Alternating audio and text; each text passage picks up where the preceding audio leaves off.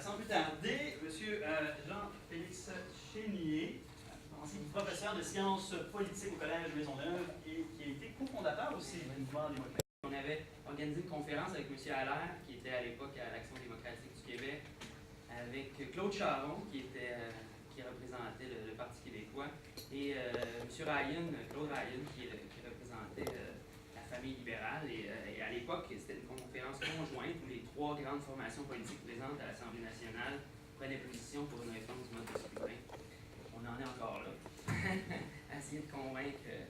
Alors, je vais essayer de ne pas faire un propos trop scolaire, là, parce que la plupart d'entre vous, de toute façon, vous maîtrisez le sujet. Et je trouvais intéressant ou pertinent de commencer avec le principe du gouvernement responsable, parce qu'à partir du moment où on réforme le mode de scrutin, ça a un impact sur la règle fondamentale, la convention constitutionnelle principale qui nous régit, qui est le principe du gouvernement responsable. C'est-à-dire que pour gouverner, le premier ministre, son gouvernement, il a besoin de la confiance de la Chambre. La confiance, c'est quoi? C'est l'appui d'une majorité de députés en Chambre. Et vous comprenez très vite que si on change le mode de scrutin, la composition de la majorité risque de changer aussi. Donc, le principe du gouvernement responsable est enclin à être, peut-être pas fragilisé, mais transformé. La notion du vote de censure, ou ce qu'on appelle une motion de non-confiance, c'est lorsque justement l'opposition dépose une motion, puis si elle est adoptée à la majorité, elle retire sa confiance à l'égard du gouvernement, bien là, à ce moment-là, le gouvernement tombe.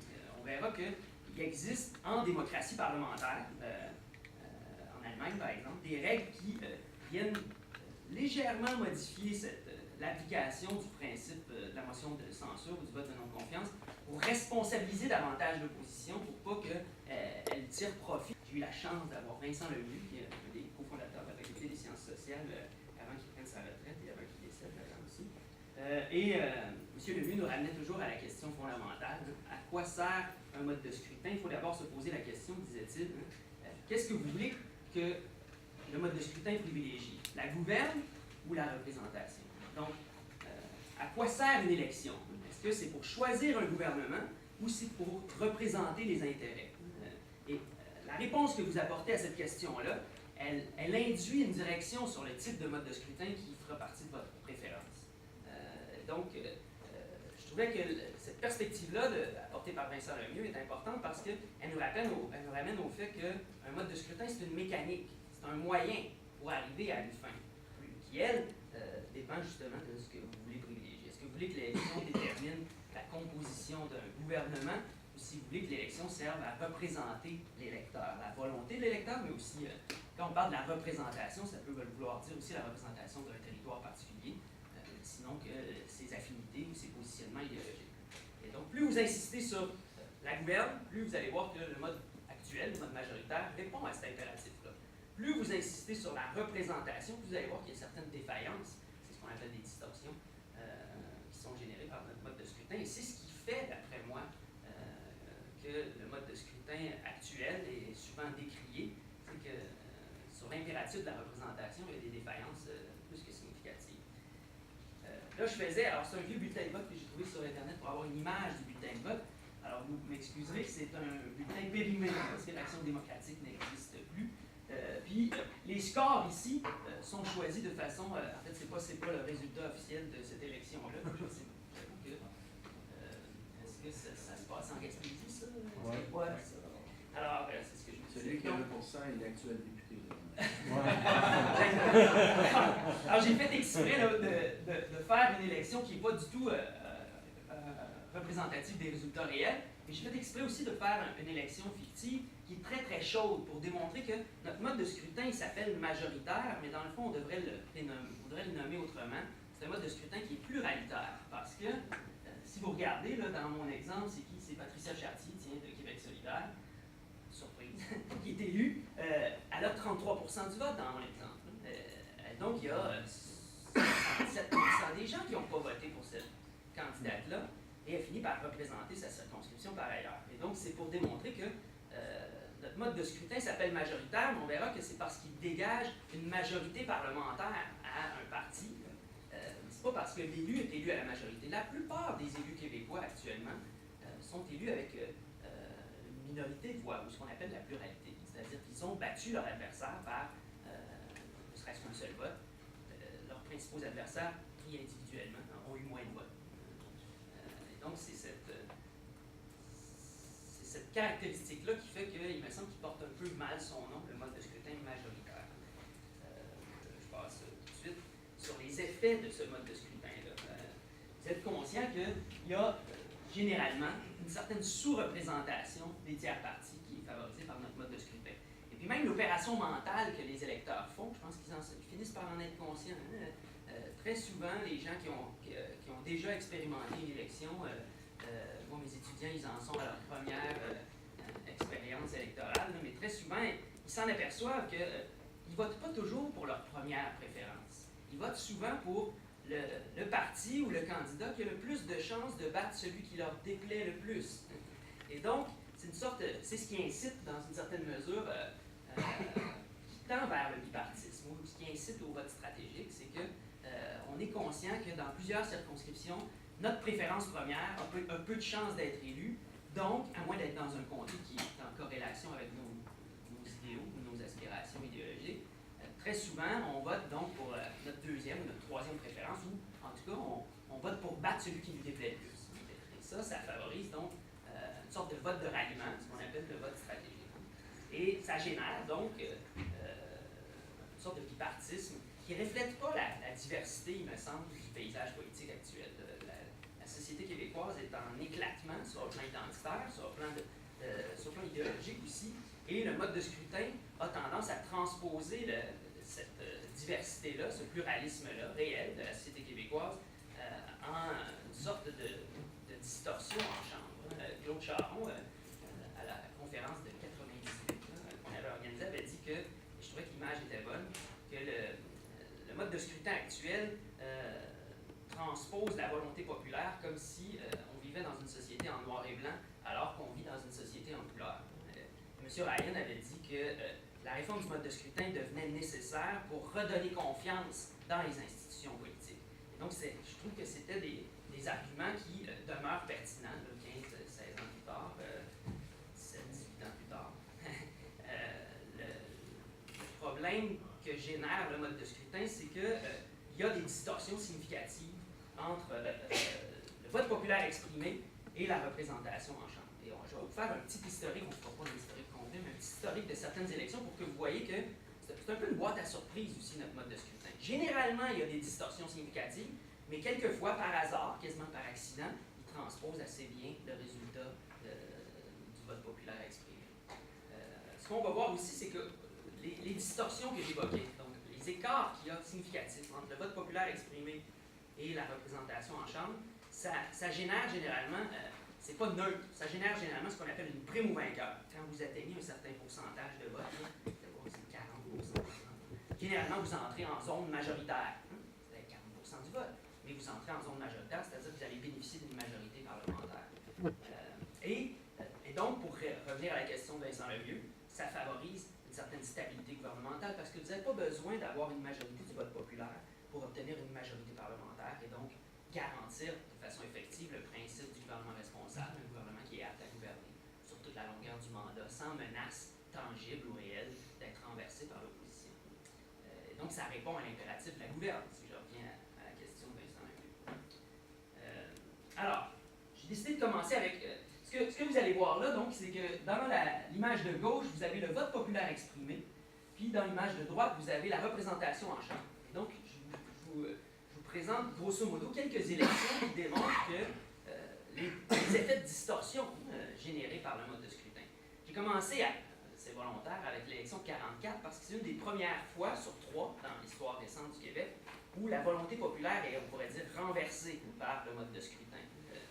René Lévesque disait que cet effet-là, lorsque, par exemple, dans notre cas ici, le Parti libéral, je ne sais pas si vous voyez bien, mais je peux vous le lire, le Parti libéral du Québec obtient 39,4% des votes à l'élection de 44, l'Union nationale, 38%, donc 1,5-1,4% de moins de votes, mais il bénéficie par les effets de distorsion de notre mode de scrutin, il gagne un gouvernement majoritaire. L'Union nationale devient majoritaire, même s'il y a eu moins de votes que le Parti libéral du Québec en 1944. Et donc ce renversement-là de la volonté populaire exprimée, René Lévesque disait que ça génère quelque chose de démocratiquement infect, parce que la population fait un choix Et le mode de scrutin renverse ce choix-là. Et ces distorsions-là, on verra comment on peut les expliquer, mais ce que vous pouvez déjà voir, c'est que d'abord, à l'époque, la carte électorale n'est peut-être pas représentative de l'évolution démographique du Québec, c'est-à-dire qu'il y a encore peut-être une surreprésentation des circonscriptions régionales. 45% des électeurs votent pour le Parti libéral de Robert Bourassa, première mouture, et ils obtiennent 66, presque 67% des sièges. Donc, une vraie... Vous voyez que quand on arrive avec 40% et plus de votes, on entre en zone majoritaire sur le plan de la représentation au Parlement. Le Parti québécois obtient 23% des votes à la première élection où il se lance dans la joute électorale et ils n'obtiennent que 7 sièges, donc 6,5% des sièges. Alors vous voyez que là, les partis, les tiers partis sont, on pourrait dire, laminés par le mode de scrutin. Et ce qu'il y a d'intéressant, c'est que l'Union nationale a moins de votes que le Parti québécois, mais beaucoup plus de sièges. Donc elle bénéficie encore une fois de certaines circonscriptions où il gagne que par quelques votes, mais l'important c'est de gagner par un seul vote et vous obtenez 100% de la représentation de la circonscription. Et donc il y a des effets de distorsion significatifs. Le ralliement créditiste à l'époque obtient une sorte de proportionnalité dans l'expression du vote et la représentation en chambre. Alors c'est pas parce que le mode de scrutin est plus généreux avec les créditistes qu'avec les autres, c'est parce que sans doute que les créditistes ont réussi à gagner un nombre suffisamment important de circonscriptions précises et donc d'avoir par accident une représentation qui correspond au vote populaire exprimé. Alors c'est pour ça que j'évoquais tout à l'heure l'idée de la boîte à surprise, c'est qu'on ne sait jamais vraiment quel genre de résultat le mode de scrutin va nous donner. Donc, vous retenez que l'élection de 70, le Parti québécois obtient 23% des votes et 7 sièges. Vous voyez, l'élection de 73, bon, 30%, le Parti québécois améliore son score électoral en termes de vote, mais il recule en termes de députation. Et puis, les libéraux entrent en zone payante, là, à 54% du vote populaire, ils pulvérisent l'opposition, 92% des sièges. Et donc, oui, j'essaie de retrouver des périodes de questions de l'époque pour voir à quoi ça ressemble quand l'opposition est décimée comme ça. Et je n'ai pas trouvé d'exemple, mais j'ai trouvé un exemple de 1987 au Nouveau-Brunswick. Alors, le premier ministre McKenna, le Parti libéral de Frank McKenna, se fait élire avec 54% des votes, 100% des sièges. Alors, Frank McKenna, à la fin de la décennie 80 au Nouveau-Brunswick, a une assemblée législative entièrement libérale. Et là, je suis allé voir la période de questions au Nouveau-Brunswick. J'ai écrit à un prof de l'Université de Moncton, parce que je n'avais pas accès. Il m'a envoyé un lien. Puis on voit un député libéral qui pose une question tout à fait, là, une balle dans la zone des prises. Pouvez-vous nous expliquer comment ça se fait que ça va si bien au Nouveau-Brunswick en ce moment? C'est ça la période de questions. Là. Il n'y a pas de... Le rôle des législateurs a perdu complètement son sens. Il n'y a plus de rôle critique, de contrôle de l'activité gouvernementale. On est dans une sorte d'infopub permanente. Ça démontre que quand vous entrez dans le 50% et plus, l'opposition est pulvérisée. Elle disparaît. Et là, donc, c'est pas juste l'impératif de la gouverne et de la représentation qui s'en trouve affecté, c'est tout le rôle des législateurs qui devient une sorte de blague pas très drôle, me semble. 98, troisième moment où l'élection, le mode de scrutin renverse, si vous voulez, la volonté populaire. Et là, c'est une élection qui est très serrée. Là, si vous vous rappelez bien, c'est le premier test électoral sur la scène québécoise de Lucien Bouchard comme chef du Parti québécois. Donc, 42,9% du vote au Parti québécois, 43,6% du vote au Parti libéral, et c'est le Parti québécois qui prend le pouvoir. Donc, malgré le fait qu'ils aient moins de votes, ben, ils ont mieux étalé leur appui populaire sur le plus grand nombre de circonscriptions électorales. Ils ont gagné dans un plus grand nombre de circonscriptions électorales avec des petites marges. Je passe vite sur, je passe sur les autres parce que là, on voit l'émergence du multipartisme à partir du début de la décennie 2000. L'Action démocratique du Québec devient une force politique significative là, qui sort un peu plus des tiers partis marginaux. Et donc, l'élection de 2003, l'Action démocratique a 18% de vote. Vous voyez que l'effet de sous-représentation des tiers partis, on le voit bien, là, avec 18%, presque une personne sur 5 vote pour l'ADQ, ils ont 3% de représentation. Les libéraux de M. Charest, ça va être la première victoire de M. Charest, 2003, 46% des Québécois votent pour les libéraux, et là, on rentre justement dans la zone payante. À 40% et plus, là, vous écrasez, vous rentrez en tout cas en zone majoritaire, même si une majorité de gens n'ont pas voté pour vous. L'élection de 2007 est intéressante parce que là, c'est une élection qui est vraiment très serrée. Les trois forces politiques présentes se divisent pratiquement la tarte quasiment de façon équivalente.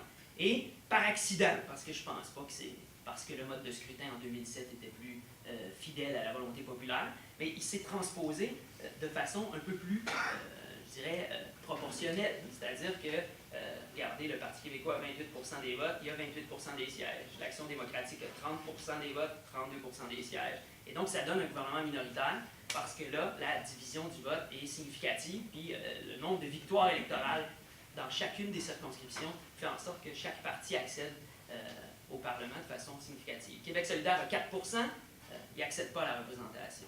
Mais dans plusieurs pays, à scrutin proportionnel, il y a ce qu'on appelle un seuil de représentativité. Donc, si vous n'atteignez pas ce seuil, souvent c'est 5%, en Allemagne c'est 5% par exemple, ben, vous n'accédez pas à la représentation en Chambre. Et donc, on aurait pu, avec un résultat comme celui-là, par exemple, justifier le fait que Québec solidaire n'a pas de représentation. Et vous allez voir que le mode de scrutin, il induit un comportement électoral. Je l'ai dit tout à l'heure sur le vote stratégique. Donc, les gens voteraient peut-être pas de la même manière si on changeait le mode de scrutin. L'utilité du vote augmente. Le vert ou le péquiste à Westmount, tiens, pour regarder mon exemple du château fort libéral du West Island, il n'est peut-être pas tenté d'aller voter dans le contexte actuel du mode de scrutin majoritaire. Alors qu'en scrutin proportionnel, ben là, l'électeur qu'on appelle orphelin, là, qui est toujours dans un château fort du parti adverse, là, il peut être tenté d'aller voter parce que son vote va avoir une incidence sur la représentation en Chambre.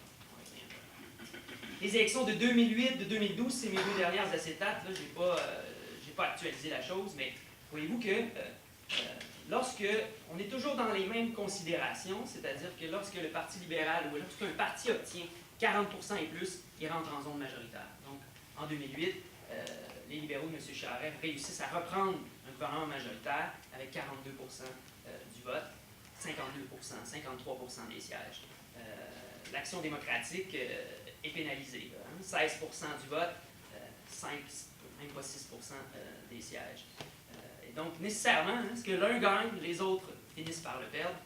Ça génère ces effets de distorsion-là pour les tiers partis.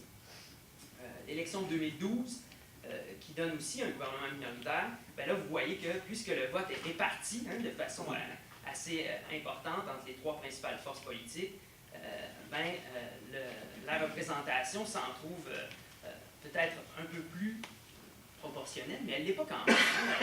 27% des gens ont voté pour la coalition Avenir Québec en 2012. Ils ont pratiquement la moitié de représentation au Parlement. Et donc, il y a toujours une sorte d'effet qui favorise le bipartisme dans le mode de scrutin majoritaire. Même lorsque les partis ont des appuis populaires assez bien répartis entre eux, puis qu'on sort du bipartisme sur le plan de l'expression du vote populaire, le mode de scrutin a tendance à favoriser une sorte de domination des deux grands partis sur la scène parlementaire. Et donc, ça distorsionne le débat public. Ça distorsionne même, si vous voulez mon avis, la lecture qu'on peut avoir de l'histoire. Parce qu'on a tendance à dire qu'avant la Révolution tranquille, le Québec était engoncé dans un conservatisme rural marqué par l'Union nationale de Maurice Duplessis. Mais rappelez-vous que l'élection de 1944, il y a plus de Québécois qui ont voté pour les libéraux que pour l'Union nationale. Et donc, le Québec n'était pas complètement fidèle à la gouverne de Maurice Duplessis. C'est le mode de scrutin qui était fidèle aux partis prépondérants, à ceux qui rentrent dans la zone payante, entre guillemets. Et donc, il y a cette prudence-là à avoir, il me semble, à analyser l'histoire à partir du paysage politique qu'on a au Parlement, puisque ce paysage-là ne reflète pas la réelle diversité de l'opinion puis des postures idéologiques des citoyens. Ça va? Alors, quelques éléments de conclusion pour revenir sur les effets de distorsion, par exemple. Donc, il y a toujours une prime au vainqueur dans notre mode de scrutin. Quand vous entrez dans la zone payante, c'est quoi? C'est 40% du vote.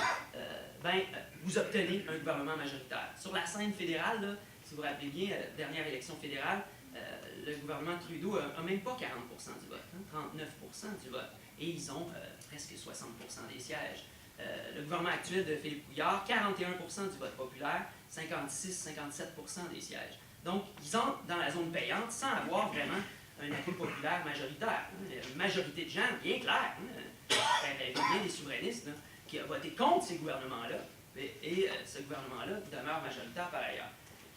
Si on atteint 50%, là, on entre dans la zone où vous dominez outrancièrement le paysage politique, vous écrasez l'opposition. L'exemple criant d'inquiétude, il me semble, c'est celui de Frank McKenna au Nouveau-Brunswick, mais vous avez vu quelques exemples au Québec là, où l'opposition est complètement marginalisée. Là, on l'imagine dans le coin de la Chambre, là, en essayant d'avoir un droit de parole qui devient quasiment accessoire. Donc les effets retard, ben, je pense que vous voyez, ça dévalorise l'exercice du droit de vote. Non seulement dans les châteaux forts, les comtés qui sont acquis d'avance, colorés d'une couleur politique depuis des décennies, ben là, quand vous n'êtes pas de cette couleur-là, ça peut être même dévalorisant d'aller voter. Même quand vous êtes de cette couleur-là aussi, vous dites, ben, je n'irai pas, c'est évident que ça sera tel député qui va rentrer. Ça dévalorise l'exercice du droit de vote aussi parce que votre préférence première, souvent, vous êtes prêt à la troquer pour une autre. C'est-à-dire que vous allez voter pour un autre parti qui, lui, a plus de chances de battre le parti qui vous déplaît le plus. Et donc, on vote par défaut, très souvent dans la mécanique qui est là. Et c'est ça que j'évoquais tout à l'heure aussi en citant Claude Charon, c'est que le bipartisme qui est favorisé par notre mode de scrutin, il me semble qu'il ne reflète plus la réalité contemporaine comme le Québec, comme toutes les sociétés qui sont des pluralistes, extrêmement diversifiées sur le plan idéologique, mais aussi dans leur composition. L'instauration d'une politique, ce qu'on appelle la wedge politics, c'est la politique des enjeux polarisants, si je traduis platement. C'est-à-dire que vous pouvez être tenté de choisir un enjeu qui ne rallie pas vraiment la majorité de la société québécoise. Et ce n'est pas ça l'objectif. Mais c'est un enjeu suffisamment intéressant pour mobiliser ce qu'on appellerait des minorités agissantes, qui vous feraient gagner certaines circonscriptions bien identifiées et qui sont suffisantes à ce moment-là pour obtenir le nombre de sièges nécessaires pour obtenir la majorité en Chambre et donc gouverner. Et donc, à ce moment-là, ça pose une question sur la question de la démocratie, parce que un gouvernement, prenez l'enjeu de la gouverne ou même celui de la représentation. L'objectif, quand même, il me semble, d'un gouvernement, c'est de gouverner pour l'ensemble du territoire, pour l'ensemble de la nation. Puis la représentation des intérêts, c'est ça aussi, c'est de représenter la diversité de la société. Mais le mode de scrutin qui est nôtre, puisqu'il se joue dans 125 élections locales, il peut favoriser le développement d'une politique des enjeux polarisants. Et à ce moment-là, on ne gouverne plus pour l'ensemble, on gouverne pour des minorités agissantes capables de faire la différence pour gagner la majorité des sièges. Et ça, je crois que ça vient pourrir le débat public, ça vient travestir un peu le sens de ce que c'est que la fonction d'être un représentant politique, d'être un gouvernement. Et vous allez voir que c'est moins payant, entre guillemets, du moins si on aspire à la gouverne, d'agir comme ça dans un autre type de mode de scrutin. Mais vous allez voir qu'il y a toujours un effet retard. Il n'y a aucun mode de scrutin parfait. Mais je trouvais intéressant donc d'évoquer les effets pervers de notre mode de scrutin après avoir vu un peu le tableau historique. Alors, je vais laisser Henry développer sur les autres modèles, mais je veux juste évoquer quand même quelques idées autour des modes de scrutin de type proportionnel, qui sont les principales alternatives là, qui font partie du débat, il me semble, au Québec depuis plusieurs années, lorsqu'on pense à réformer le mode de scrutin. Alors, qu'est-ce qu'un mode de scrutin proportionnel? Bien, dans le fond, c'est qu'on cherche à faire en sorte que le vote populaire exprimé soit transposé de manière proportionnelle en Chambre. Et donc, si vous avez 15% du vote, que vous avez grosso modo 15% des sièges.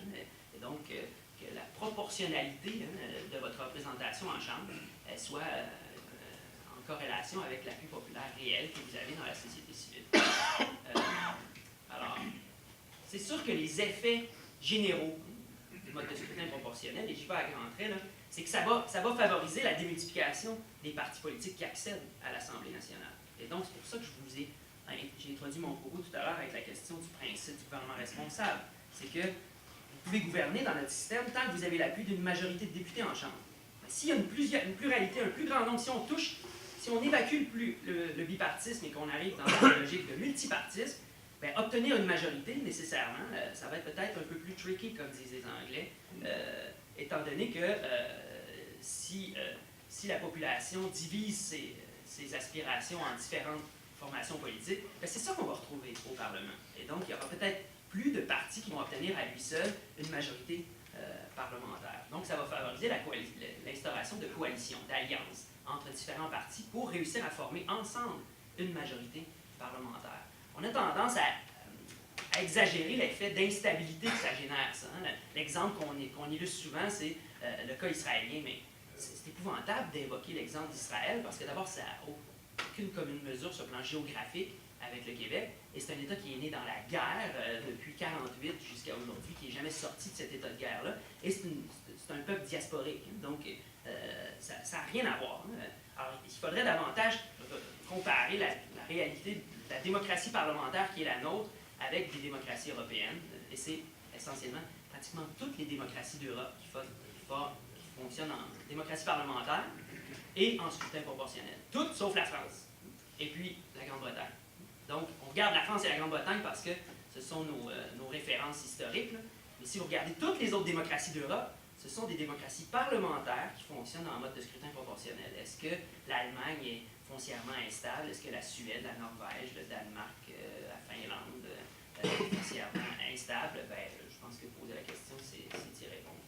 Ça génère par contre des changements dans la culture politique nécessairement, vous allez le voir, et dans le comportement électoral. Ce qui fait que lorsqu'on fait des simulations sur le comportement électoral, qu'est-ce que ça ferait en Chambre si on avait l'élection de 2014 avec un vote de scrutin proportionnel, c'est un peu erroné de faire cette simulation-là, puisque le comportement électoral changerait peut-être, étant donné que le vote stratégique ne joue plus de la même manière. Une des critiques qu'on formule souvent sur les scrutins de type proportionnel, c'est que ça donne un poids politique plus grand aux petits partis politiques, plus grand que leur appui populaire réel dans la société civile. C'est vrai en Israël, je crois. Ça peut être vrai lorsqu'un parti politique obtient, mettons, 9% du vote ou 10% du vote et qui négocie à prix fort son adhésion à la coalition gouvernementale en disant « tu as besoin de moi pour obtenir ta majorité, donc tu vas adopter ça dans ton programme gouvernemental. » Et donc, ça peut augmenter, si vous voulez, l'influence de ce petit parti dans le jeu politique par rapport à son appui populaire réel. Et ça, c'est une des critiques, il me semble, qui porte sur les effets du mode de scrutin proportionnel. Mais vous allez voir qu'il me semble qu'on peut répondre à ces critiques-là de façon assez nuancée. L'autre critique, il me semble, et pour un territoire gigantesque comme celui du Québec, c'est l'idée que le lien entre les députés et la région est plus ténu, entre guillemets. Dans un sens, c'est vrai, il va falloir sans doute augmenter l'amplitude des circonscriptions électorales si on envisage réformer le mode de scrutin chez nous. Je ne pense pas qu'on envisage une proportionnelle avec un grand élimination, une liste de 125 candidatures à élire. Mais vous allez voir que c'est tout à fait possible de maintenir un lien probant entre l'électeur et la circonscription, entre les députés et la circonscription qu'ils représentent, tout en favorisant une meilleure représentation des tiers partis, ou du moins un respect ou une fidélité plus grande du vote, comme je disais, l'amplitude des circonscriptions actuelles.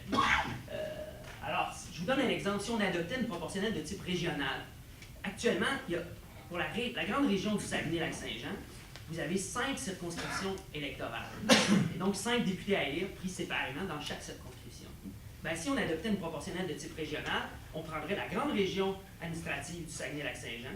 Puis il y a un avantage à faire une corrélation entre les régions administratives et les circonscriptions. Puis il ne s'est rien passé sur le plan de la composition des mots linguistiques.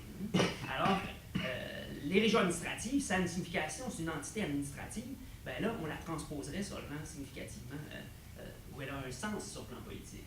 Et donc, je reviens à mon exemple, la grande région du Saguenay-Lac-Saint-Jean, à ce moment-là, on aurait un scrutin de liste.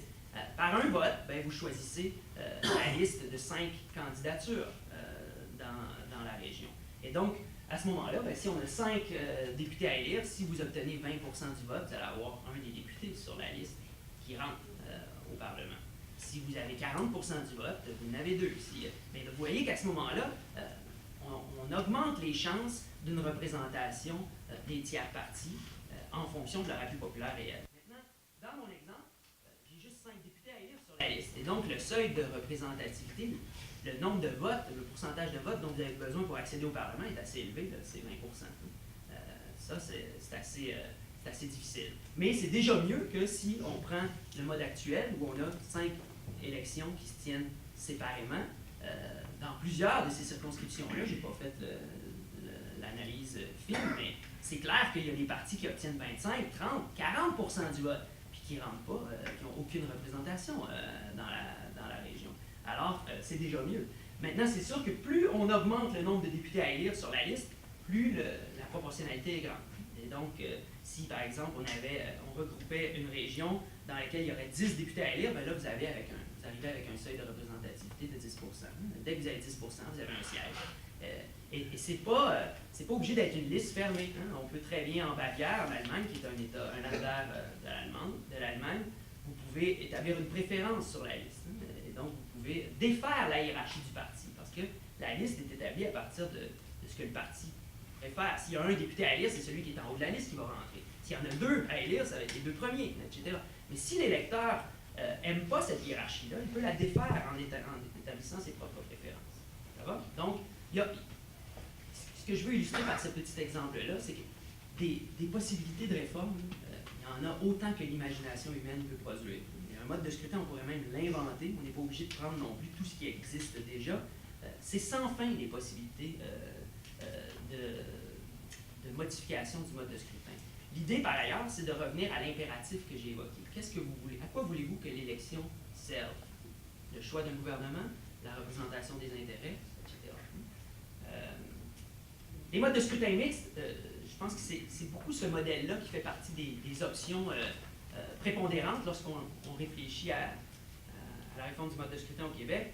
Une partie des députés se fait élire selon le mode majoritaire, puis donc on maintient le lien, la représentation régionale, on maintient aussi la possibilité des candidatures indépendantes, ce qui peut être intéressant. Et l'autre partie, idéalement au moins la moitié, ou en tout cas un pourcentage significatif, vient corriger les distorsions produites par le mode majoritaire. Et donc, on permet, c'est beaucoup par le deuxième bulletin que les tiers partis accèdent au Parlement dans ce contexte-là. L'Allemagne fonctionne en scrutin mixte, c'est souvent l'exemple que j'emploie, parce que je trouve que c'est une démocratie parlementaire qui est assez stable, mais qui permet un vrai pluralisme politique par ailleurs. Ça, c'est l'exemple du bulletin allemand. Donc, à gauche, vous avez les candidatures élues au scrutin majoritaire. Il y a quelquefois des candidatures indépendantes. Et à droite, vous votez pour un parti politique qui correspond le plus à vos aspirations, à vos idéologies, à votre idéal. Et donc, par le premier bulletin, qu'est-ce qui arrive en Allemagne? Ben, les grandes forces politiques prépondérantes sont avantagées. Donc, les conservateurs d'Angela Merkel, les sociodémocrates, gagnent la majorité de leurs sièges par le bulletin au scrutin majoritaire. Les Verts, les libéraux-démocrates, qui sont des partis qui font partie d'ailleurs d'alliances naturelles. Les libéraux-démocrates sont les alliés naturels des conservateurs, les Verts sont les alliés naturels des sociodémocrates. Eux obtiennent la majorité de leurs sièges par le deuxième bulletin, qui est le bulletin proportionnel. Et le nombre de sièges au Parlement en Allemagne n'est pas fixe. Il fluctue en fonction des distorsions. Donc, plus il y a une surreprésentation, disons, à CDU-CSU, les conservateurs, plus on va augmenter le nombre de sièges à la proportionnelle pour venir corriger les distorsions générées. Et donc, le nombre de députés au Parlement allemand peut varier si cette année-là, il y a eu une surreprésentation du parti vainqueur, puis que ça lamine les tiers partis, bien, on va corriger ça en augmentant le nombre de députés, puis on va donner davantage ces députés-là au parti qui a été le plus pénalisé. Et donc, ça génère une certaine stabilité politique parce que vous avez des deux grands blocs de partis qui se rapprochent de la majorité et qui ont besoin, après ça, de leur allié naturel pour former une majorité. Et ça génère aussi, donc, un parlementarisme qui est peut-être moins manichéen, moins polarisé, parce que vous devez apprendre à faire ce que les Américains appellent du reach over, c'est-à-dire traverser l'allée sur le plan idéologique, puis négocier, discuter. Ça dépolarise peut-être un peu plus les formations politiques.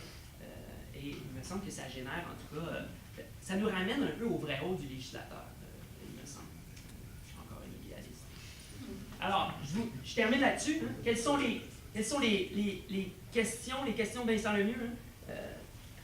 La gouverne ou la représentation? Qu'est-ce que vous privilégiez? Si vous voulez que l'élection choisisse un gouvernement, le mode de scrutin majoritaire favorise ça, mais au détriment nécessairement de la représentation des intérêts. Si vous trouvez que l'élection doit servir à représenter l'électeur, autant sa vision du monde que le territoire qu'il occupe, bien, le mode de scrutin proportionnel répond à ça aussi. Et donc, il faut penser à l'impératif, au sens que vous voulez donner à l'élection. Puis, il faut se pencher après ça sur les effets produits par le mode de scrutin par rapport à votre conception de la démocratie. Donc, c'est là que je finirais. Merci beaucoup, Jean-Félix.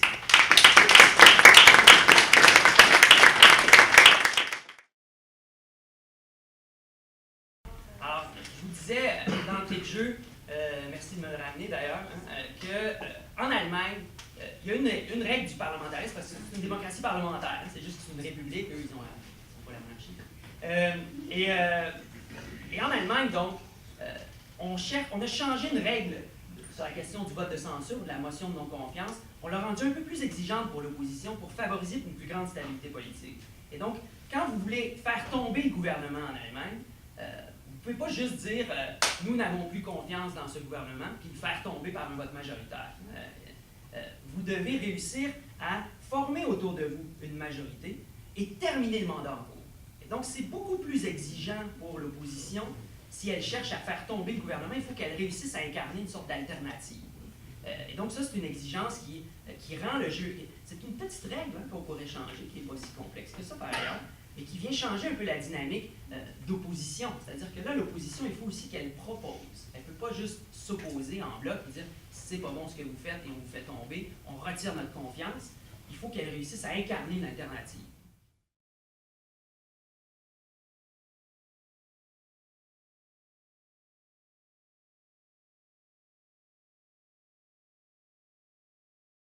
Et donc, mais vous ouvrez quelque chose d'intéressant, c'est que là, on parle de la mécanique du mode de scrutin, mais il n'y a rien qui empêche le Québec de réfléchir aussi à une réforme plus globale de ces institutions pour envisager d'autres modèles, hein, un modèle où on séparerait davantage l'élection de l'exécutif de l'élection du législatif. Hein. Il n'y a rien qui nous empêche de réformer les institutions de l'intérieur. On a exact. Des régimes présidentiels ou municipaux. Oui, effectivement. Et ça arrive, c'est arrivé à quelques reprises d'ailleurs dans certaines municipalités où le maire élu est confronté à un conseil municipal opposé, hein, comme on le voit aux États-Unis quand le Congrès est hostile au président. Je ne parle pas du Congrès actuel, mais quand il est opposé sur le plan idéologique.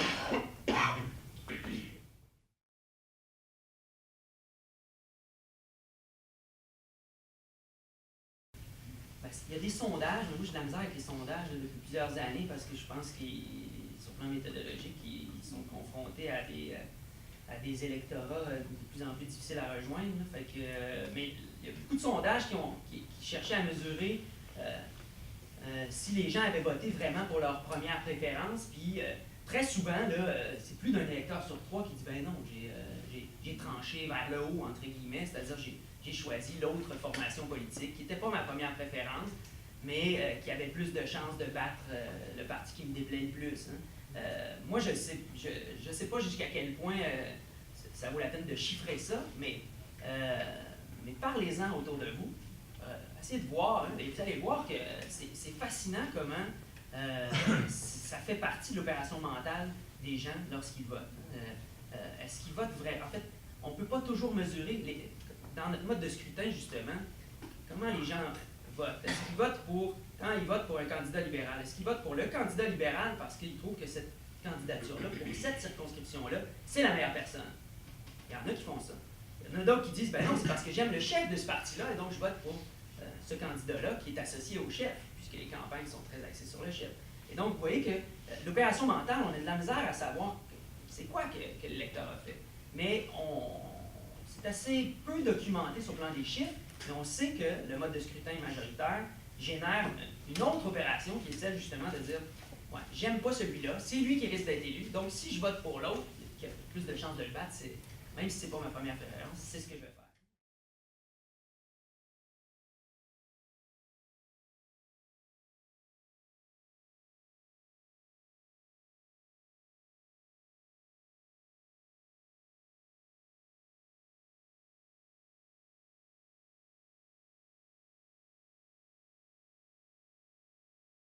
Il y a la Bavière que j'évoquais tout à l'heure, le Länder allemand de Bavière, eux, c'est pas tant. En fait, ils établissent la possibilité de défaire la hiérarchie du parti.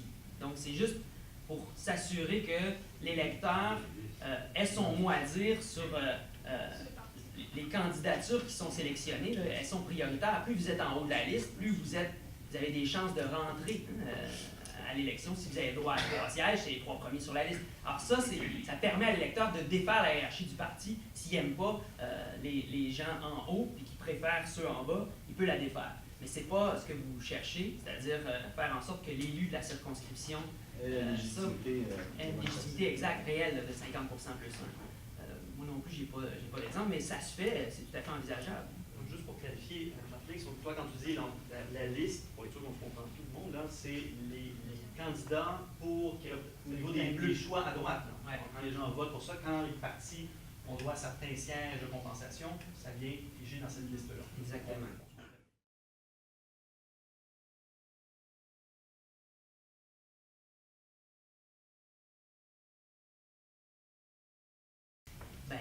Moi, je pense que Henry a documenté ça dans certaines de ses publications. Le taux de participation dans les pays où le scrutin proportionnel est appliqué est généralement un peu plus élevé. Des fois, on atteint 10% un peu plus élevé.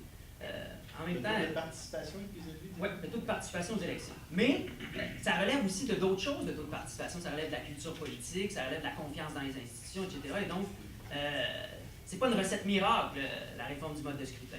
Mais moi, j'ai tendance à croire que pour plusieurs électeurs au Québec, l'utilité du vote augmenterait, entre guillemets, si on changeait le mode de scrutin vers quelque chose qui répond mieux à l'exigence de proportionnalité, l'exigence de la représentation. Dans la mesure où, pour plusieurs électeurs qui vivent dans des châteaux forts, c'est très démobilisant de voter. Et pour plusieurs électeurs de sensibilité de politique plus marginale, c'est démobilisant aussi d'aller voter.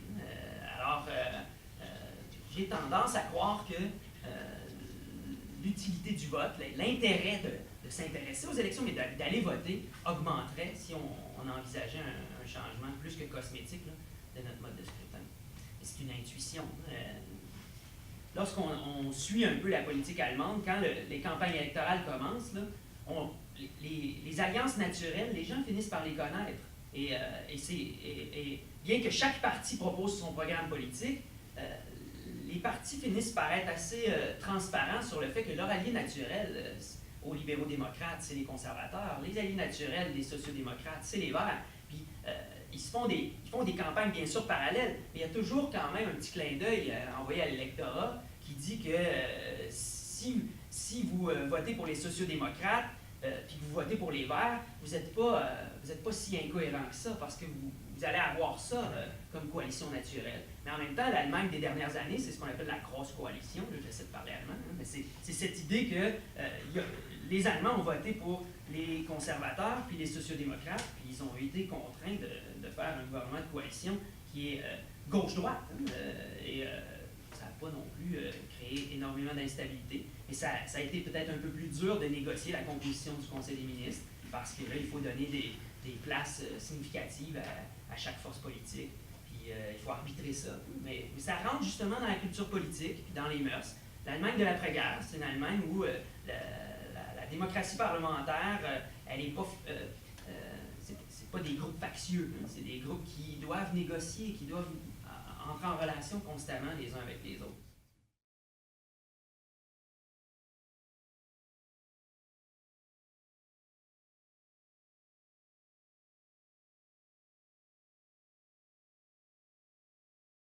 Oui, moi je pense que quand on cherche à augmenter la représentativité des femmes ou même des différents groupes de la société au sein de l'Assemblée nationale, on évoque par exemple le fait qu'on pourrait augmenter les remboursements des dépenses électorales aux partis s'ils présentent un certain nombre de candidatures. Mais on n'a jamais l'assurance que ces candidatures-là, féminines par exemple, vont entrer au Parlement. Souvent d'ailleurs, on présente 2 femmes, l'une contre l'autre, il y en a une des 2 qui va rentrer.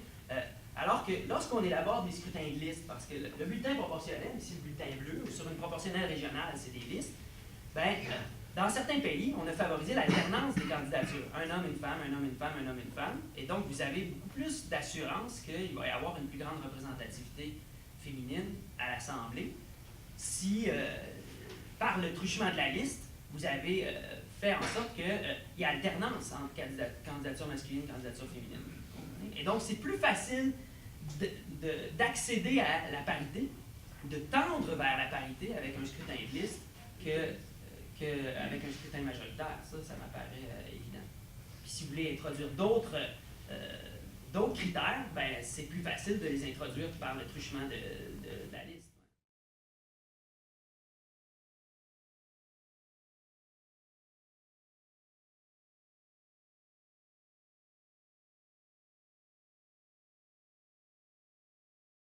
Une belle question.